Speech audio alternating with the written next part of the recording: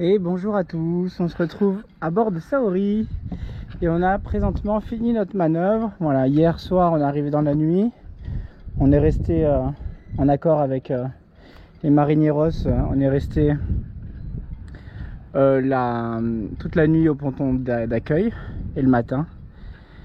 Et là ils m'ont trouvé une place et voici, la manœuvre est en fait, je la redoutais un petit peu. C'est une manœuvre que je redoutais depuis très longtemps, que quand je m'imaginais les manœuvres en arrière en solitaire, je me disais mais quand le vent vient comme ça doit être quand même beaucoup plus compliqué. Et c'est le cas. En plus de ça, en plus de venir de face, il venait un peu de travers, donc il me déportait sur le copain. Bon, ça s'est très bien passé. Les marineros sont là, mais bon, quoi qu'il arrive, c'est pas eux qui font la manœuvre à votre place, donc quoi qu'il arrive, ça change pas grand chose au résultat la plupart du temps. Ils sont quand même très accueillants et d'une grande aide, de très bons conseils, mais c'est pas eux qui font le coup de barre à votre place, donc au final ça ne tient qu'à vous à chaque fois, quoi qu'il arrive, quoi, marineros ou pas. C'est ça que je voulais dire. Voilà, et bah écoutez, j'ai envie de vous dire bienvenue en Méditerranée. Regardez, on peut suivre à la trace. Regardez là, là, là. Vous êtes prêts?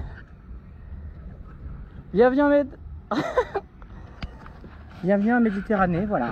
Ça c'est le plaisir, le bonheur, regardez. En plus de ça, mon bateau n'est pas forcément adapté à ce genre d'amarrage, donc je suis obligé de passer par le chômard. Donc, parce que regardez, là ce qu'ils font eux, ils le font tous en fait. Ah et tout le monde s'en fout en fait. À part ceux qui peuvent comme ça devant. Ah ben non, regardez, eux là-bas ils font comme moi. Donc ils passent par le chômard, ils vont au taquet et ils remettent le reste par-dessus bord. Ce qui me paraît logique puisqu'il faut absolument que ça tire sur le chômard. Mais après il y a des gens qui font par-dessus le rail de Fargue, comme celui-ci, comme celui-ci. Là-bas c'est chômard parce qu'ils les ont bien placés. Non, bah là-bas pareil, vous voyez, en fait. Chômard, du coup ça redescend par-dessus, chômard ça redescend par-dessus. Donc soit vous faites à l'arrache comme ça et du coup ça tire sur le rail de Fargue. Et c'est surtout pas ce qu'il faut faire parce que par fort vent, ça va tirer sur un endroit où c'est pas du tout censé tirer.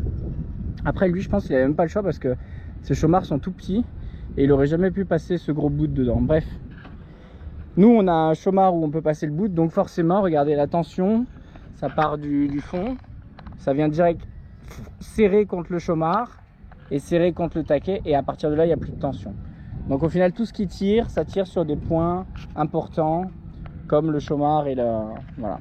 J'ai plus de batterie, ça va couper. Combien de temps il reste? 5%, ça va.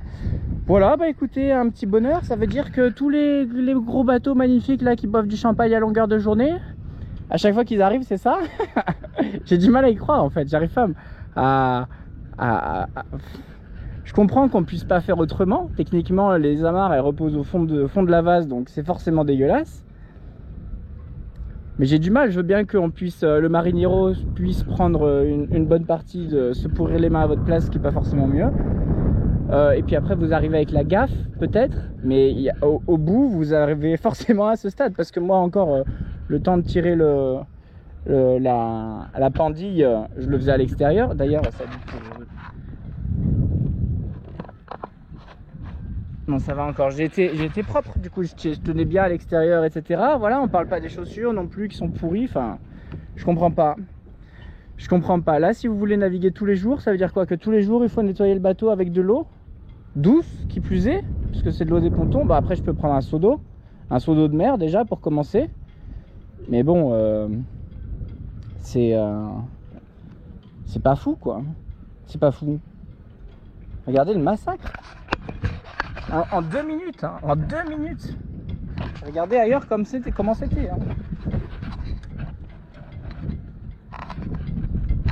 Enfin bref, bon écoutez, c'est les joies de la Méditerranée, on va faire avec. Moi je vais repasser un petit coup de propre, finir d'installer les bonnes haussières à l'arrière et tout, et puis on va être installé. En plus de ça, le port est pas cher, on a une très bonne place, on est royal, donc on va peut-être rester un petit peu quelques jours ici, profiter un peu de Valence, de cette grande ville.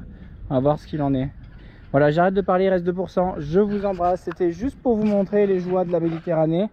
Avec d'une, déjà la manœuvre, vous devez tout faire en marche arrière, arriver là, etc. Heureusement, il y a quand même je dirais 8-9 nœuds faciles. Donc il y a de quoi quand même déjà bien bien faire avancer le bateau. Hein. Le bateau, quand vous voyez reculer comme ça, évidemment vous n'êtes plus en marche arrière. Mais même en neutre, le bateau il reculait à bien 1,5 nœud, 2 nœuds en marche arrière en direction du ponton, tout gentiment. Donc du coup là, marche avant, il faut rééquilibrer. Du coup le nez du bateau il part parce qu'il y a le vent qui est de travers. Enfin, c'est un enfer sur terre. Voilà, je vous montre mon petit setup à l'arrière.